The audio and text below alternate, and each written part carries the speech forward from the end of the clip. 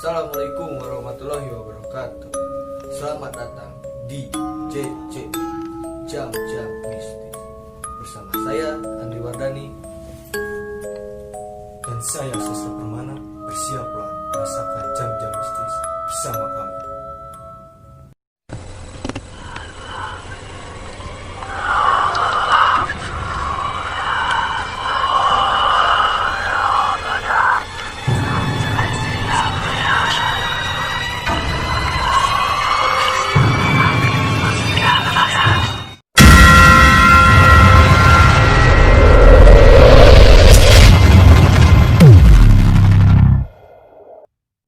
Oke teman-teman, jadi di konten JJM ini kita akan berbagi seputar para pendaki yang pernah mengalami kisah-kisah mistis selama pendakian mereka. Jadi buat teman-teman yang mau ikut bercerita di sini nanti bisa hubungi kita lewat DM atau tinggalkan di komentar.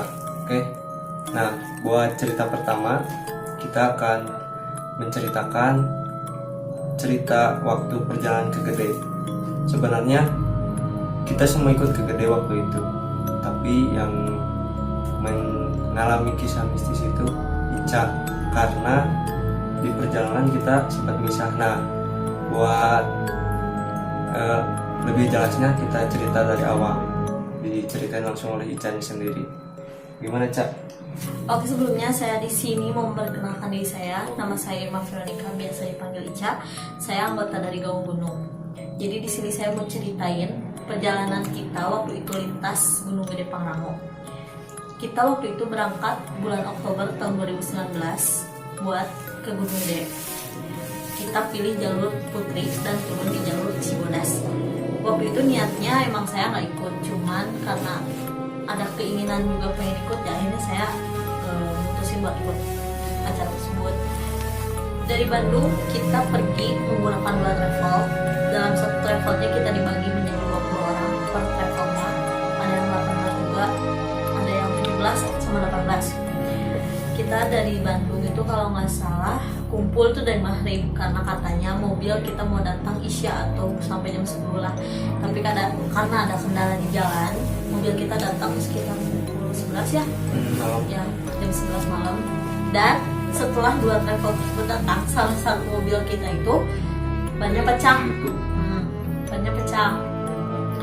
Otomatis travel pertama emang diberangkatin pas itu juga, tapi yang kedua nunggu di tempat. Ganti travel. Iya, ganti mobil. Pas kita udah ganti mobil dan datang mobilnya, kita berangkat lagi perjalanan. Kalau nggak salah sekitar jam 1 kita baru berangkat, dan nyampe ke sana jam berapa? Aku mah, iya ada aku mah. Jam 3 ya? Aku mah tidur pokoknya. Kita jam 3 pokoknya. Jam 3-nya pagi, jam 3 pagi. Sampai di Putri ya, Cianjur. Di base camp Putri. Ya, pokoknya di base camp Putri. Kita sampai terus dibangunin, aku memang lagi tidur juga, dibangunin dan katanya udah sampai base camp. Kita pas sampai base camp kita siap-siap prepare masing-masing, prepare buat yang lain juga, kayak nyiapin nasi, makanan gitu, emang disiapin dari base camp biar nanti pas di atas tuh nggak kayak ribet, karena katanya angin atau kayak gimana kalau kita nyalain atau masak di atas. Nah udah gitu kita berangkat sekitar pukul 5:30 ya. Kita start trek sekitar 5:30 pagi. Dan di perjalanan emang awalnya kita tuh bareng-bareng sekitar 36 orang. 35-36. Kita benar-benar bareng dan sampai akhirnya kayak berpisah gitu, karena emang Di pos 1 sih bisa. ada yang istirahat, ada yang foto, ada yang emang berpencar karena rame juga. Posisi di Gunung Gede itu lagi rame banget, lagi penuh banget pokoknya. Nah, aku mau bareng sama kalian ya, sama kalian kayak makan dulu, kayak bener-bener lah nantilah ngulur waktu gitulah, kayak istirahat lagi, makan lagi gitu. Sama ada 1 orang lagi udah bareng-bareng, terus kita ketemu juga sama yang lainnya, sama anggota kita yang lain. Pas kita nyampe pos 5 surken jam berapa? Kalau nggak salah nyampe sore itu jam 3 sore kalau nggak salah. Jam 3 sore. Enggak, jam 3 kita asaran. Tapi anggota di tim kita juga udah ada yang nyampe kayak Zul, udah ada yang nyampe temen kita. Mereka nyiapin lah buat tempat kita istirahat di Surken. Surken mana sih? Barat Timur. Nah, pokoknya mah yang keluar dari Putri, apalagi nggak bisa ngebedain sih. Barat kalau nggak salah mah barat. Barat ya, barat. Terus kita pas sudah kumpul semua sekitar asar jam 4:30 kita mutusin buat nyebrang dari Surken Barat ke Timur. Ya. Ya, tapi di situ dibagi dua kelompok, ada yang nyebrang ke Gede Pangrango, dan ada juga yang di Gede. Jadi kayak gimana ya, ketua dari kelompok kita tuh bertanya gitu sama kita, siapa yang mau lanjut dan siapa yang mau diam di Surken karena kondisi fisik yang nggak memungkinkan atau karena emang ya kayak lelah gitulah, boleh istirahat dulu, jadi dilanjut nanti pagi. Nah pas di situ awalnya juga aku gak bakal ikut karena dia bilang udah di sini aja katanya capek kayak gini-gini, tapi karena ada satu hal aku ikut ke atas, dan yang stay di Surken berapa orang? Cuma awalnya yang naik ke Pangrango, yang di tas ke Pangrango itu sedikit. Pokoknya mah yang tinggal di Surken itu cuma 9 orang awalnya. Cuma nah dari barat ke timur kan lumayan jauh perjalanan. Nah ada beberapa orang yang mutusin buat tinggal di Surken. Jadi di Surken jadi sekitar 17 sampai 18 orang lah. Jadi kita tuh terbagi dua, benar-benar terbagi dua gitu. Iya, kelompok. Jadi dua kelompok gitu. Ya karena kondisi fisik masing-masing juga. Nah mereka berdua emang stay di Surken. Aku sama yang lain 17 orang ke atas. Cewek cuma berdua. Aku sama teman aku namanya Windy. Benar-benar cuma berdua ceweknya, sisanya cowok. Dan kita mutusin naik ke atas itu pada maghrib, benar-benar pada maghrib 5:30 kita dari Surken Timur buat naik ke puncak. Katanya ke puncak teh cenah 2 jam. Dia tak 2 jam ada pas dapat video ngendong sih video. karena sebelumnya dia pernah ke Gede juga, dan tapi posisi dia gendong temen aku yang kilir gitu kakinya. Waktu itu napas ke Gede kedua, ternyata aku cuman sampai atas tuh sekitar 20 menit. Tapi awalnya emang nggak ada apa-apa pas ke puncak, bener-bener kayak capek doang lah gitu, bener-bener capek karena jalan dari 5:30 pagi sampai jam 6 lah, sekitar 12 jam kita udah jalan. Gak kebayangan gitu rasa capek, bener-bener istirahat cuma makan doang, minum doang, terus jalan lagi, lanjut lagi. Pas di puncak yang namanya seneng tuh bener-bener seneng bisa sampai puncak dan gak ngerasain ada hal aneh atau gimana ya. Tapi pas kita putusin buat turun, pokoknya setelah kita beres foto-foto, beres makan dulu gorengan, terus minum, kita mutusin buat ke Kanang Badak. Nah pas perjalanan ke Kanang Badak awalnya emang kayak biasa aja, terus ada teman aku kan pernah lewat situ juga. Oh iya, temennya siapa itu? Yusuf kata dia teh perjalanan ke Kanang Badak teh cuman berapa menit lah gitu, dia tuh bilang berapa menit aku lupa, tapi bener-bener lama banget teh, bener-bener lama banget, bener-bener bikin fisik capek teh, bener-bener bikin fisik capek banget. Kan trek dari Gede ke Kanang Badak tuh kayak apa sih, batu-batu gitu teh, kerikil. Gitulah kayak Awalnya mah kerikil. Aku tuh bilang sama temen aku, enak atuh kalau treknya gini terus mah. Nggak ada gini terus, bilangnya teh ada temen aku. Dari turun terus si Yusuf teh nanya mau lewat tanjakan setan apa enggak. Terus temen aku ya si abang bilang jangan lewat tanjakan setan, soalnya kan emang treknya susah juga, terus harus pakai webbing. harus pakai webbing juga. Jadi kita mutusin udah melewati tanjakan setan.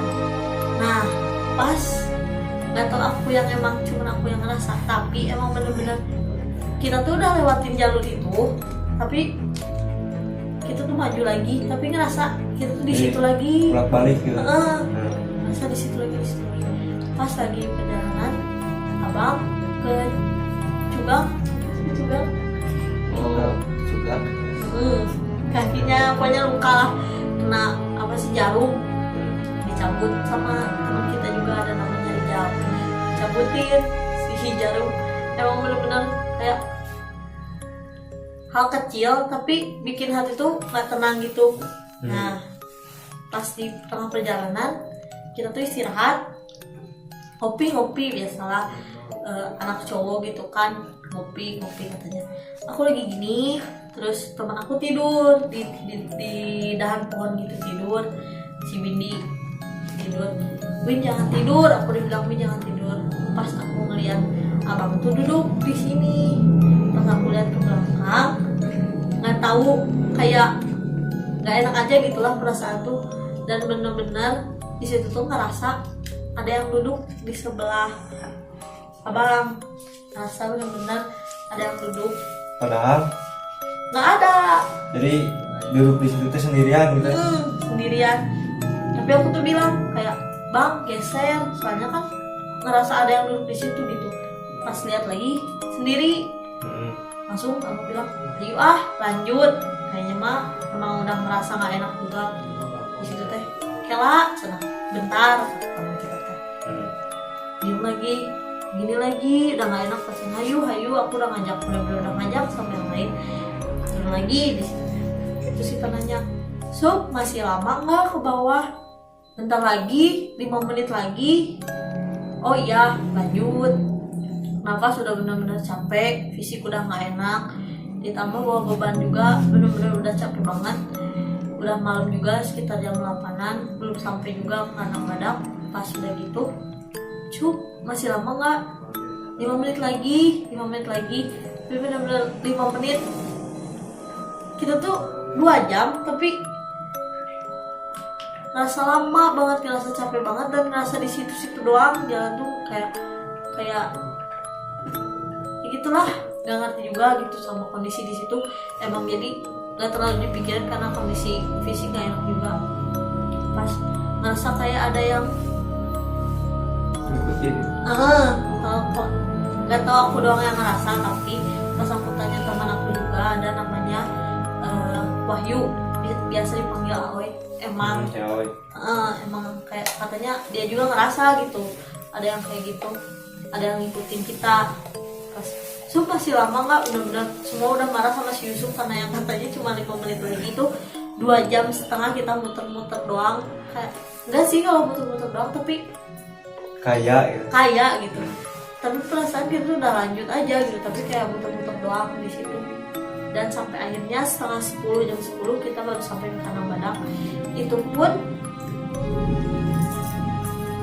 kayak gak enak aja gitu, perasaan gak enak terus-terusan gak enak.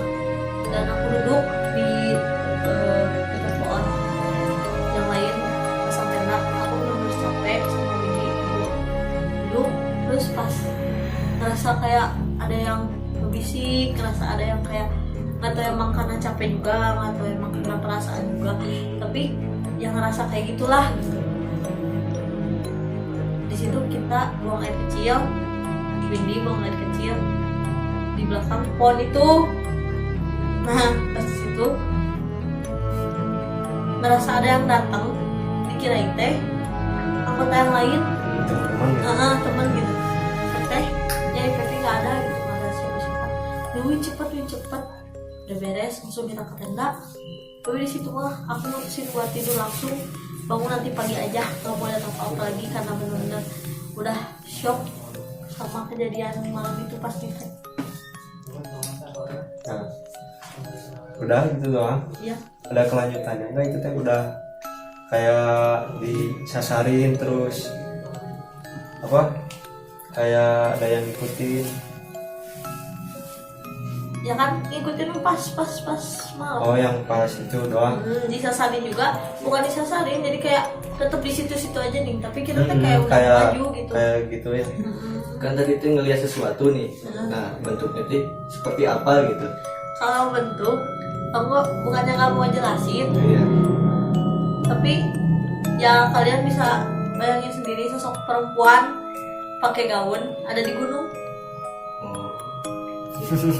Kebayang nggak kalau Kebayang. misalkan itu emang pendaki gitu ya, pakaian sewajarnya lah. Oke. Memang sih ya, waktu kita naik waktu event itu kita naik lintas Gede Pangrango, memang benar-benar capek ya nih ya. Makanya kita mutusin buat stay di Surken. Jadi kita mah lanjutin besok buat nyusul anak-anak yang lain ke Kanang Badak, langsung turun ke Cibodas.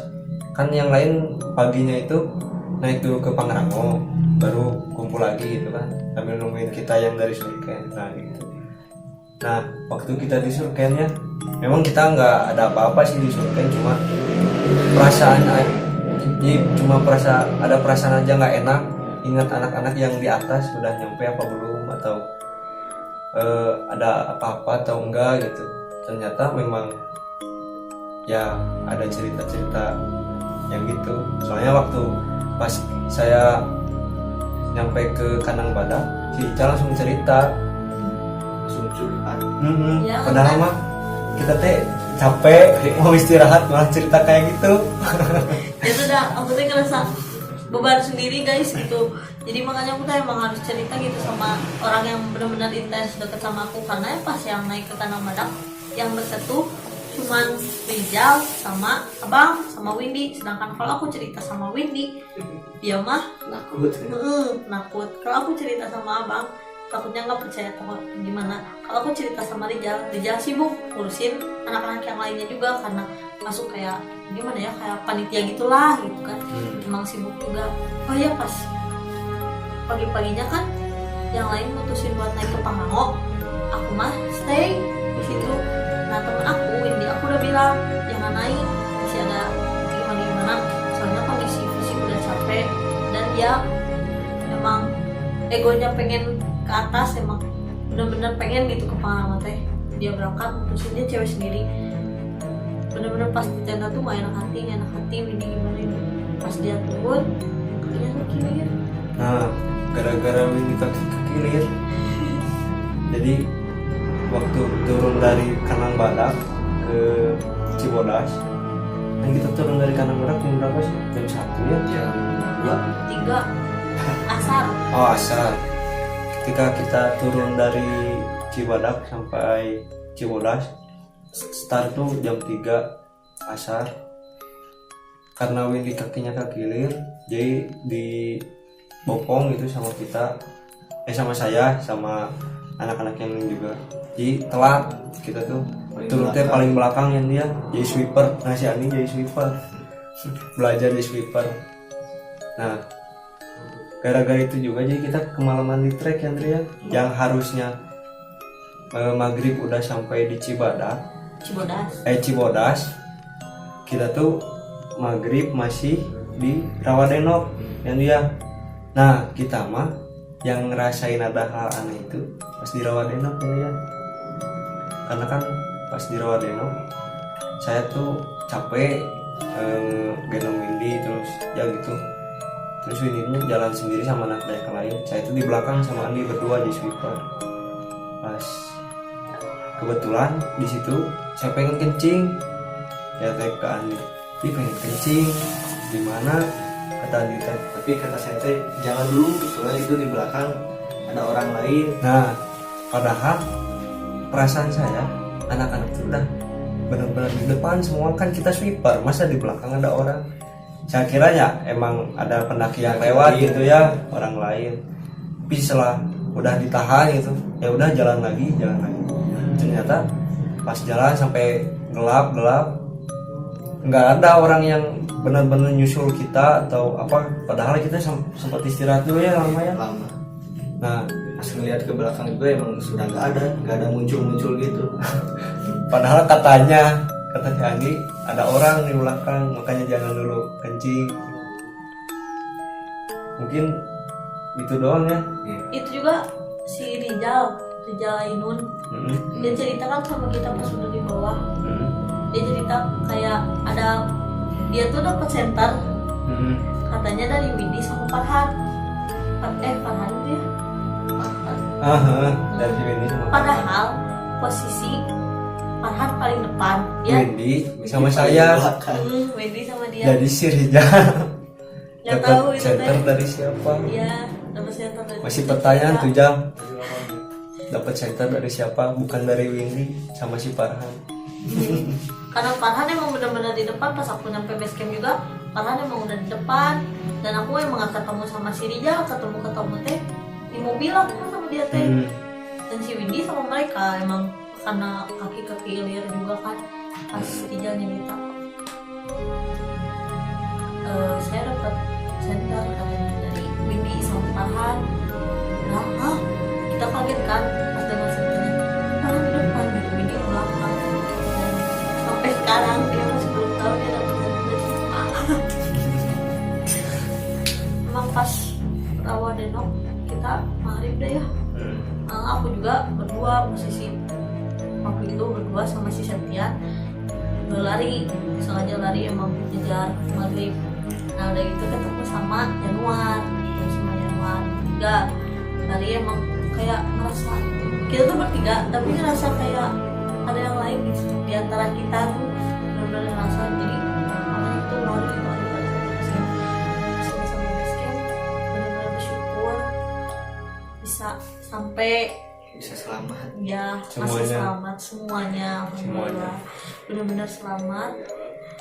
Dan benar-benar hal waktu kerja tuh ngejadiin kita pelajaran gitu, jangan memaksakan apapun. Kalau naik gunung nggak boleh maksain Ya sebetulnya. sebenarnya jangan kayak maksain lah gitu, karena nggak baik buat fisik, pikiran. Jadi ke gunung tuh sebenarnya bukan buat ngilangin beban pikiran kalian Kalau maksain. ya, karena yang ada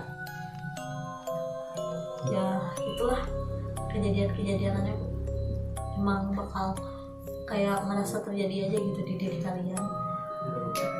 Dan di gunung emang kayak sepi, tenang, tapi bukan berarti di sana tuh nggak ada kehidupan ya.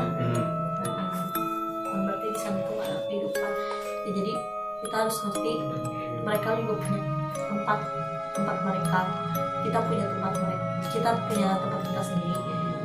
Sesama makhluk Tuhan yang benar-benar harus saling menghargai tempatnya masing-masing guys. Oke, mungkin sekian dulu cerita hari ini.